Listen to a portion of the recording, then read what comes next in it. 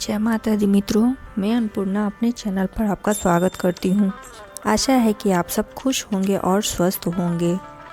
जैसा कि हम सभी जानते हैं कि सदोष व्रत सर्व मनोकामना पूर्ण व्रत होती है। तो आइए मित्रों, हम जानते हैं कि ये व्रत कब करनी है और किस दिन करने से कौन से पुण्य की प्राप्ति होती है। वैसे तो ये व्रत करने के कई लाभ है, किंतु ये व्रत किस दिन पड़ता है इससे भी लाभ बढ़ जाता है। सप्ताह के 7 दिन पढ़ने से अलग अलग पुण्य की प्राप्ति होती है। जैसे रविवार को व्रत करने से आयु में वृद्धि और अच्छे स्वास्थ्य की प्राप्ति होती है। सोमवार को पढ़ने वाला प्रदोष व्रत आरोग्य प्रदान करता है और इंसान के सभी इच्छाओं को पूरा करता है।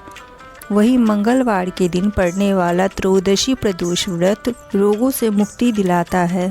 बुधवार को ये व्रत पढ़े तो उपासक के सभी मनोकामना पूर्ण होते हैं। गुरुवार के दिन ये व्रत पढ़े तो शत्रु पर विजय प्राप्त होता है। साथ ही शुक्रवार को ये व्रत पढ़े तो सौभाग्य और दाम्पत्य जीवन में सुख और समृद्धि लाता है।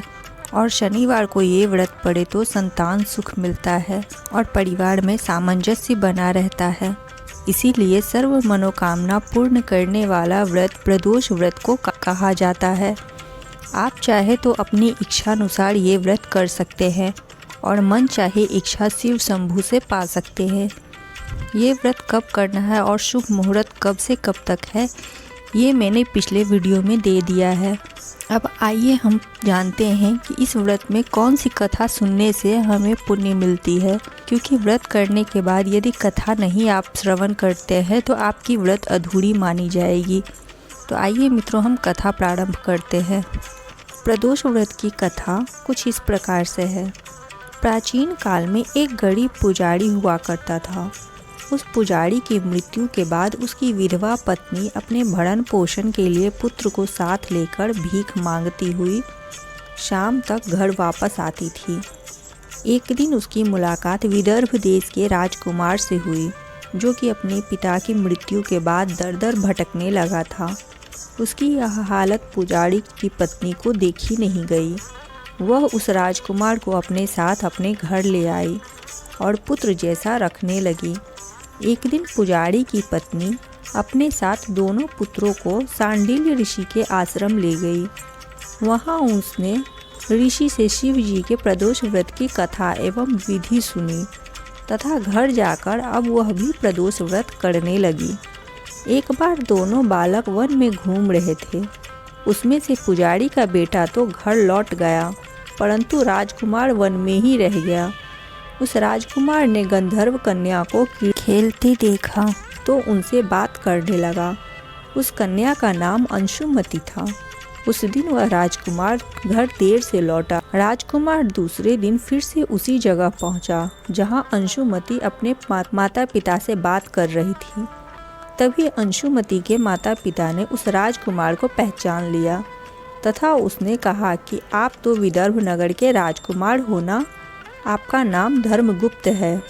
अंशुमति के माता पिता को वह राजकुमार पसंद आया और उन्होंने कहा कि शिवजी की कृपा से हम अपनी पुत्री का विवाह आपसे करना चाहते हैं। क्या आप इस विवाह के लिए तैयार हैं?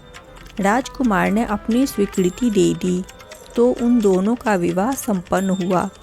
बाद में राजकुमार ने गंधर्व की विशाल सेना के साथ विदर्भ पर हमला किया तो घमासान युद्ध कर विजय प्राप्त की तथा पत्नी के साथ राज्य करने लगा। वहाँ उस महल में वह पुजारी की पत्नी और पुत्र को आदर के साथ ले आया तथा साथ रखने लगा। पुजारी की पत्नी तथा पुत्र के सभी दुख व दरिद्रता दूर हो गई और वे सुख से अपना जीवन व्यतीत करने लगे। एक दिन अंशुमति राजकुमार से इन सभी बातों के पीछे का कारण और रहस्य पूछा। तब राजकुमार ने अंशुमति को अपनी जीवन की पूरी बात बताई और साथ ही प्रदोष व्रत का महत्व और व्रत से प्राप्त फल से भी अवगत कराया। उसी दिन से प्रदोष व्रत की प्रतिष्ठा व महत्व बढ़ गया। मान्यतानुसार लोग यह व्रत करने लगे। कई जगहों पर अपनी श्रद्धा के अनुसार स्त्री पुरुष दोनों ही यह व्रत करते हैं। इस व्रत को करने से मनुष्य के सभी कष्ट और पाप नष्ट होते हैं एवं मनुष्य को अभीष्ट की प्राप्ति होती है। प्रदोष व्रत से जुड़ी हुई महत्वपूर्ण कथा व जानकारी मैंने आपको इस वीडियो के माध्यम से दी है। यदि वीडियो उपयोगी लगे तो वीडियो को लाइक अवश्य कीजिएगा। चैनल पर पहली बार आए हैं तो चैनल को सब्सक्राइब कर दीजिएगा। साथ ही अपने मित्रों के साथ भी साझा कीजिएगा। अब मिलते हैं ऐसे ही महत्वपूर्ण जानकारी व पौराणिक कथाओं के साथ अगले वीडियो में। तब तक के लिए जय सिया राम।